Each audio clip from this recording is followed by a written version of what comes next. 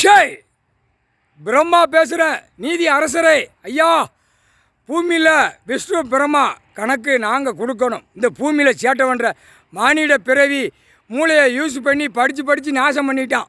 பூரா கல்விகளை வச்சு பூமியை நாசம் பண்ணிட்டான், குளப்படியில் பண்ணிட்டான். ஐயா நீதி அரசரே, நீதி அரசர் புது கவர்மெண்ட் நீதி அரசர் தான் ஆளுதார்.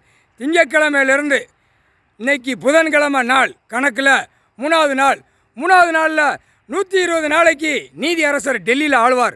கணக்கு எல்லாம் இந்த புயலை பூரா உள்ள 13 செயலறை 13 கம்பி அப்படி செயலறையில் எங்கெங்கே போடுதாரோ கடைசி நீதிமன்றத்தில் வழக்கை எல்லாம் ஏற்றி வச்சுட்டு ஒற்று அள்ளி கொண்டு போயிடுவார்.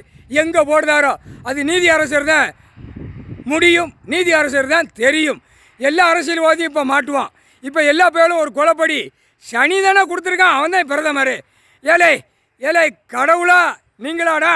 கடவுள் பூமியில் நீதி அரசர் இறங்கிட்டார். நீதிமன்றத்தில் நீதிபதி ஜட்ஜி கணக்கு கொடுக்காரு, கணக்கு எழுதாரு. ஆக மொத்தம் மோசமாக நாசம் பண்ணுதீடாடா பாய்ப்பேல உட்கார்ந்துருக்காரு. கையெடுத்து கும்பிடாமன்னு ஆடுதீடாடா பாய்ப்பேல. 13 செயலறையில் போயிருவிய போ. அம்புட்டு பேரும் 13 செயலறை, தமிழ்நாடும் சேர்த்துத்தேன். தமிழ்நாடு ஒட்டு மொத்தமாக அள்ளுவான்.